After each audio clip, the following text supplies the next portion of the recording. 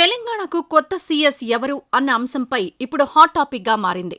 ప్రస్తుత సీఎస్ శాంతికుమారి పదవీకాలం 2025 ఏప్రిల్ 7వ తేదీతో ముగియనుంది. దీంతో నెక్స్ట్ సీఎస్ ఎవరనే చర్చ మొదలైంది. ఇప్పటికే పలువురు సీనియర్ ఐఏఎస్లను పరిశీలిస్తున్నట్టు తెలుస్తోంది. జయేష్ రంజన్, వికాస్ రాజ్, రామకృష్ణారావు, శశాంక్ గోయల్ తదితరులు ముందు వరుసలో ఉన్నారు. మరి వీరిలో ప్రభుత్వం ఎవరివైపు మొగ్గు చూపుతుంది అన్నది చూడాలి. 1989 బ్యాచ్కు చెందిన శాంతికుమారి బీఆర్ఎస్ హయాంలోనే సీఎస్గా నియమితులయ్యారు. తెలంగాణ రాష్ట్ర తొలి మహిళా ప్రధాన కార్యదర్శిగా ఆమె రికార్డు సృష్టించారు. 2023 జనవరి 11న ప్రభుత్వ ప్రధాన కార్యదర్శిగా బాధ్యతలు చేపట్టారు. 2025 ఏప్రిల్ వరకు పదవిలో కొనసాగనున్నారు. అయితే కొత్త సీఎస్ వరుసలో ఉన్న ఐఏఎస్ ఆఫీసర్ జయేష్ రంజన్ 1992 బ్యాచ్కు చెందినవారు. ప్రస్తుతం ఈయన ఐటీ ఇండస్ట్రీ స్పెషల్ సీఎస్గా కొనసాగుతున్నారు.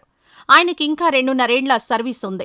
అలాగే 1992 బ్యాచ్ ఐఏఎస్ అధికారి వికాస్ రాజుకు ఇంకా 3 ఏళ్ల సర్వీస్ ఉంది. ప్రస్తుతం ఈయన ఆర్&బి స్పెషల్ సీఎస్గా బాధ్యతలు నిర్వహిస్తున్నారు. సాధారణ ఎన్నికల్లో సీఈఓగా కూడా ఆయన పనిచేశారు. ఇటీవల సీఎస్ శాంతికుమారి సెలవుపై వెళ్తే వికాస్ రాజ్కే తాత్కాలిక బాధ్యతలిచ్చినట్లుగా తెలుస్తోంది. మరో సీనియర్ ఐఏఎస్ శశాంక్ గోయల్ 1990 బ్యాచ్కు చెందిన ఈయన పేరు కూడా లిస్టులో ఉంది. ఇప్పుడున్న ఐఏఎస్ల్లో అందరికంటే ఆయనే సీనియర్. ప్రస్తుతం ఎంసీహెచ్ఆర్డీ డీజీగా పనిచేస్తున్నారు. ఈయన రిటైర్ కావడానికి ఇంకా 1.5 ఏళ్ల టైం మాత్రమే ఉంది. ఇక చివరిగా 1991 బ్యాచ్ ఐఏఎస్ అధికారి రామకృష్ణారావు ఈ ఏడాది ఆగస్టులో పదవీ విరమణ చేయనున్న ఈయన ప్రస్తుతం ఫైనాన్స్ స్పెషల్ సీఎస్గా కొనసాగుతున్నారు.